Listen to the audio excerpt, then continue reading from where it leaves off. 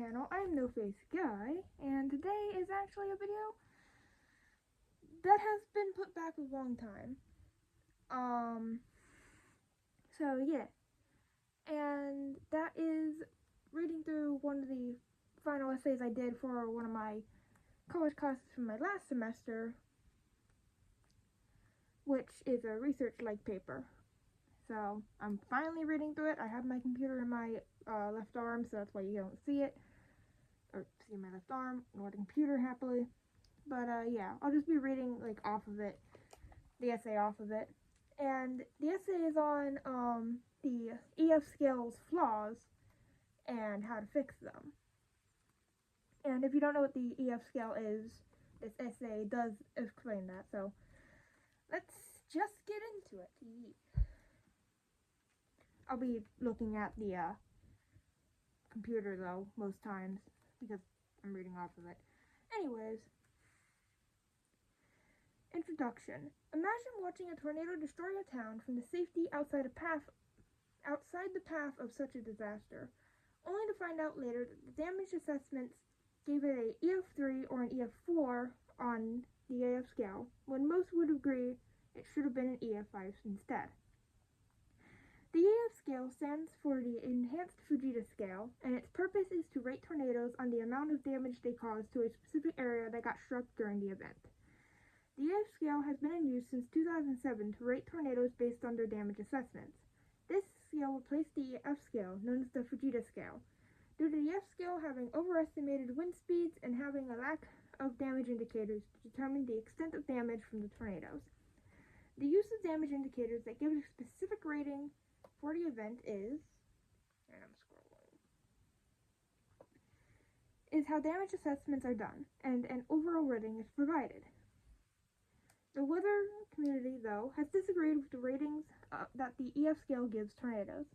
This is significant because if enough people come together to demand an updated or even a new rating scale, we could have a more accurate scale someday in the future. The EF scale for rating tornadoes is fundamentally flawed and needs an update or a complete revision of the whole scale to make it more accurate for future ratings.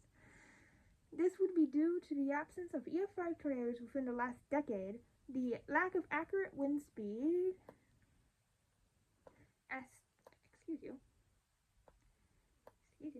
estimates that other scales have, and the existence of other scales that would work better than the EF scale for rating tornadoes. And then the literature review. First topic, the absence of EF5 tornadoes within the last decade. There has been an absence or drought of EF5 tornadoes for the past decade. The Bulletin of the American Meteorological Society has an article that states the lack of any EF5 rated tornadoes since the 2013 Moore tornado represents a statistically anomalous gap in F-EF5 ratings over the past decade. And this is Liza. The lack of EF5 tornadoes within such a large period begs the question of why this is. Due to the EF scale being heavily based on damage assessments over wind speed estimates, EF5 tornadoes are now even rarer than they were before the EF scale was implemented in the United States. The EF scale, if it was the wind speed estimates as well as damage estimates, then the prevalence of EF5 tornadoes would most likely increase, with tornadoes such as Mayfield 2021 or Rolling Fork 2023 would be considered EF5s instead of EF4s. With the lack of EF5 tornadoes and the potential to update the EF scale to fix its flaws, the drought of these powerful and devastating events could be cut down and fixed with accurate wind speed estimates alongside damage assessments. Second topic, inaccurate wind speed estimates. Other scales, such as scales that mention both wind speed estimates and damage assessments when rating tornadoes, more accurately rated tornadoes over the EF scale using damage assessments to assume wind speeds within these disasters. A research paper that was presented at the 11th Americas Conference on Wind Engineering stated that the EF scale assesses wind speed based on damage, while the original F scale nominally fit potential damages to predetermined wind speed ranges. And this is from Womble. The author is Womble. This says that the original F scale used the measurement of wind speed estimates to determine the rating of tornadoes, while the EF scale used damage assessments to determine the possible wind speeds for the overall rating of the event. This shows the flaw of not using the combo of wind speed estimates and damage assessments to accurately rate tornadoes, as the EF scale's wind speeds are heavily based on these damage assessments, when there could still be wind speeds that exceed this estimation of wind-based damages. The realization that relying on damage assessments much of the time is a flaw to the EF scale goes to show the use in updating the scale to use wind speed estimates and damage assessments to determine the overall rating of tornadoes with better accuracy and confidence in the power of these events. Third topic, existence of other scales. Other scales, like the IF scale, or even a prospective severity scale, are other means to more accurately rate tornadoes instead of the EF scale. The European Severe Storms Laboratory speaks on how the IF scale instead defines categories of damage indicators that are more universal and can be adapted to other regions, using a damage indicator building with an attributable sturdiness. The wind speed that the scale relates to is instantaneous rather than the average wind speed is 10 m above ground. And the author from that is a name that I will butcher horribly. Groenewegen, that was pronounced great.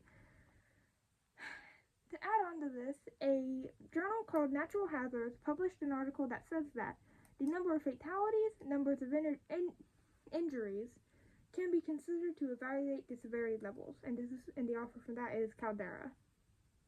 This means that the implementation of the IF scale and a severity scale for rating tornadoes based on wind speed estimates, damage assessments,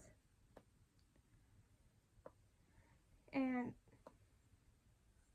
severity could all be helpful to the accuracy of tornado ratings. There's also the thought of adjusting more recent tornadoes to this possible scale to give a more accurate rating to each event instead of ratings that may not represent the true strength and severity of the disaster. If the EF scale were to be updated in the future, then the implementation of the IF scale alongside a severity scale could allow for more accurate ratings of tornadoes, using the combination of wind speed estimates, damage assessments, and how severe the event was for those affected. And then we have the synthesis and relevance of research.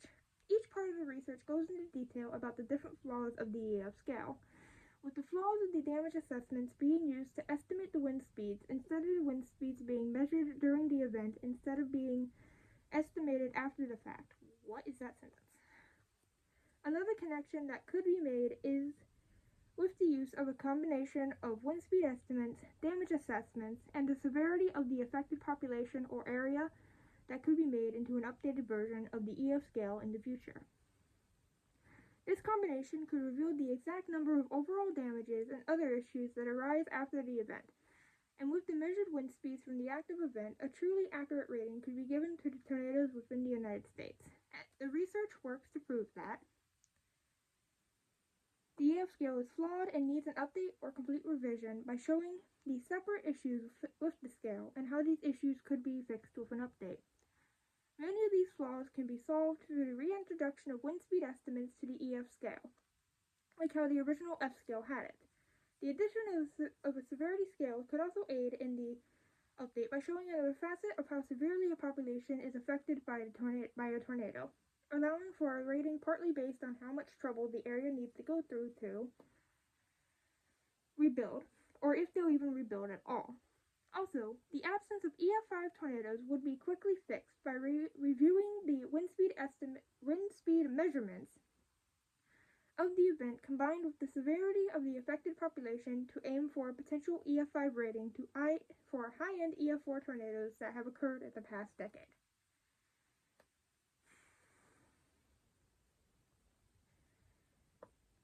And the counter argument in the respective rebuttal. A potential counter-argument towards the EF scale needing an update or complete revision is that the EF scale is accurate in the way that it has been implemented and is in no need of an update or complete revision. This is easily refuted, though, as the European Severe Storms Laboratory states that the development of the IF scale was catalyzed by the introduction of the EF scale in the USA in 2007, which drastically reduced the wind speed estimates for higher wind speeds, while simultaneously raising it for the F0 to F1 boundary compared to the original F scale. And again, from Grog Damidizer, I can't pronounce that name. This reveals that if the EF scale wasn't flawed in any way, then the development of the IF scale wouldn't have been needed. That would have been because the EF scale had not reduced the wind speed estimates by a large amount, lessening the accuracy of violent tornadoes being rated with the correct wind speed measurements. Also, the EF scale raising the boundary for weaker tornadoes shows that the EF scale has the flaws of overestimating the power that goes into EF0 and EF1 tornadoes, while underestimating the power of stronger EF3 to EF5 tornadoes that can tear an entire neighborhood to nothing in a few minutes. The thought process of how the EF scale is flawed due to the issues with the wind speed estimates being too low for violent tornadoes and too high for weak tornadoes goes to show one of the many reasons the scale needs an update or a complete revision to make a more accurate scale for rating future tornadoes. The rebuttal against the EF scale not needing an update further proves the reasoning behind the need for an update to the scale, as it shows that the wind speed estimates are not correct, making for less accurate in the long run. Conclusion. With these findings and research, it's clear that the EF scale needs to either be updated or completely revised, as it's fundamentally flawed and needs change.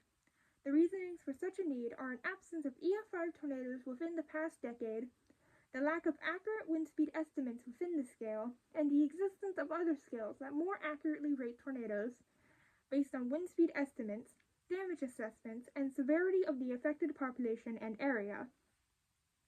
These findings and subsequent research can be significant due to giving the weather community a means to present baseline reasonings for why the EF scale is flawed and needs an update or revision. This could give fellow researchers and those who could work towards such an update or revision to get started on what the weather community has been demanding for years now. If the research presented in this paper becomes the catalyst for change for the EF scale words, then it would be recommended to look deeper into the thought process behind the IF scale and the severity scale for a more in-depth way to go about updating the EF scale to include the aspects of both scales, as such research could be beneficial to potential changes that could be made to the EF scale. These findings could be the research that's needed to finally gain the attention of those in the weather community that could draft an update or a revision to the EF scale, and in the years-long debacle of how the EF scale is flawed in the way that many of the weather community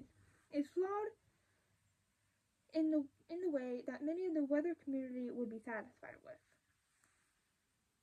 And that is the entire essay read out. So I hope that you all enjoyed, and if you have any questions or your own input, or even criticism really, constructive criticism, obviously, feel free to leave it in the comments, and I will see y'all in the next video. Bye.